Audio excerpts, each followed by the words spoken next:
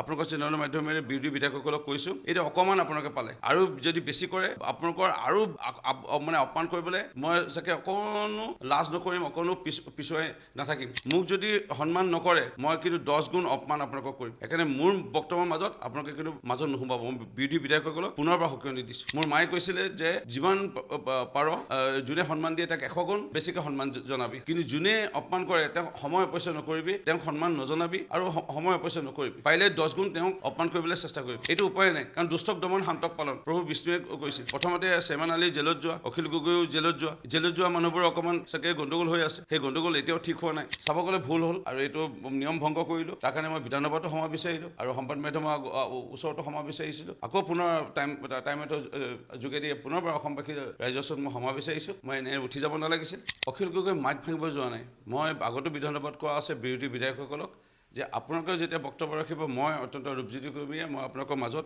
ইণ্টাৰাপ্ট নকৰোঁ, আপোনালোকক বাধা নিদিওঁ আৰু মই কেতিয়াও দিয়া নাই। বিৰোধী বিধায়কসকলে যেতিয়া বক্তব্য ৰাখে মাজত বাধা দিয়া নাই।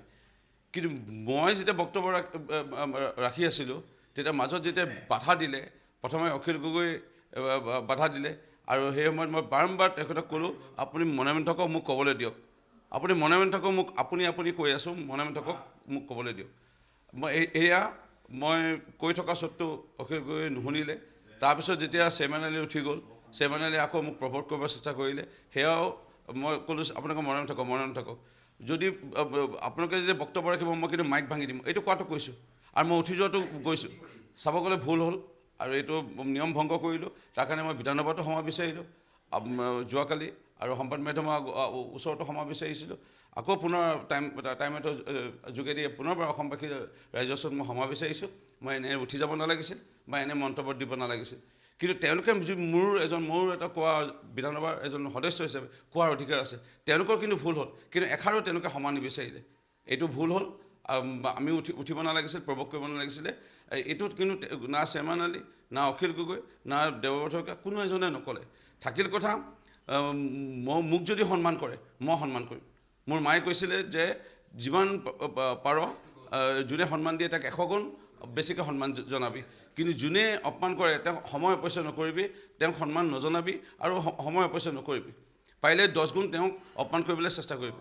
এইটো উপায় নাই, কাৰণ দুষ্টক দমন শান্তক পালন প্ৰভু বিষ্ণুৱে কৈছিল। সেইকাৰণে মোৰ এটাই কথা মাজত এনেধৰণৰবোৰ প্ৰভোগ কৰা এইবোৰ মই আকৌ আপোনালোকৰ চেনেলৰ মাধ্যমেৰে বিৰোধী বিধায়কসকলক কৈছোঁ।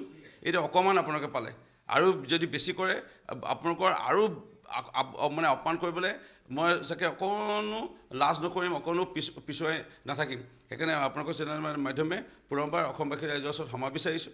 মই যোৱাকালি এনে উঠি যাব নালাগিছিল। কিন্তু মই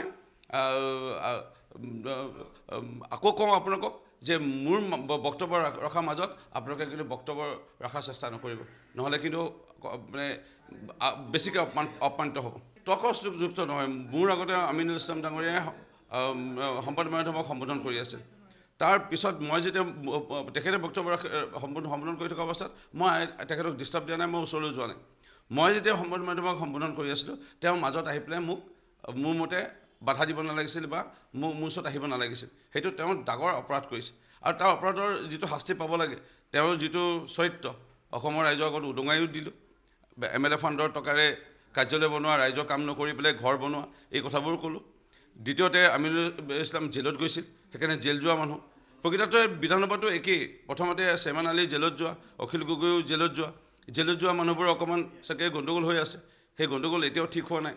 সেইকাৰণে চাগে তেওঁলোকে এনে প্ৰভোগ কৰিবলৈ তেওঁলোকে চাগে লাজ নকৰে। নিলাজবোৰৰ উপায়ো নাই। থাকিল কথা দেৱব্ৰত শইকীয়া ডাঙৰীয়া, তেওঁ ধুদুৱালী প্ৰসংগ যেতিয়া বক্তব্য ৰখা হৈছিলে, ধুদুৱালী তেওঁ অনবৰতে লাজেই পাই আছে, কাৰণ তেওঁ অহাবাৰো হাৰিব, সেইটো কাৰণে অহাবাৰ নিশ্চয় হাৰিব। সেইটো কাৰণে তেওঁ চাগে অকণমান ভয় খাইছে। কাৰণ মই কালি ডক্টৰ হিমন্ত বিশ্ব শৰ্মা ডাঙৰীয়াৰ গুণানুকীৰ্তন কৰি থকা নাছিলোঁ। ডক্টৰ হিমন্ত বিশ্ব শৰ্মা ডাঙৰীয়া প্ৰকৃতত অসমৰ ৰাইজৰ NDA চৰকাৰৰ যোগেদি কেনেধৰণে কাম কৰি আছে, সেই এটা মোৰ 10 মিনিট মোক দলে সময় দিছিলে।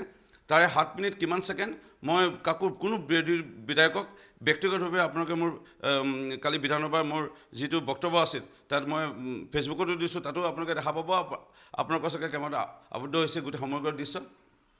মই 7 মিনিট কিমান ছেকেণ্ড মুখ্যমন্ত্ৰী ডক্টৰ হিমন্ত বিশ্ব শৰ্মা ডাঙৰীয়াৰ সঁচা ছবি অসমৰ ৰাইজে কাম কৰা সেয়া উপস্থাপন কৰিছিলোঁ। ব্যক্তিগতভাৱে কাৰো বিৰোধী দলৰ বিধায়কৰ নাম লৈ মই কাকো সমালোচনা কৰা নাছিলোঁ। তাৰপিছত তেওঁলোকে যেতিয়া মাজত সোমালে তেতিয়াহে এই ঘটনাটো ঘটিল। পুনৰবাৰ আপোনালোকৰ চেনেলৰ মাধ্যমেৰে মই এনে উঠি যাব নালাগিছিল, বিধানসভাৰ নিয়ম উলংঘা কৰিলোঁ, তাৰ কাৰণে ক্ষমা বিচাৰিছোঁ। কালিও বিচাৰিলোঁ, আজিও বিচাৰিছোঁ। খালি মই আকৌ আপোনালোকৰ যোগেদি কওঁ, মোক যদি সন্মান নকৰে মই কিন্তু 10 গুণ অপমান আপোনালোকক কৰিম। সেইকাৰণে মোৰ বক্তব্যৰ মাজত আপোনালোকে কিন্তু মাজত নোসোমাব। মই বিৰোধী বিধায়কসকলক পুনৰবাৰ সকিয়নি দিছোঁ।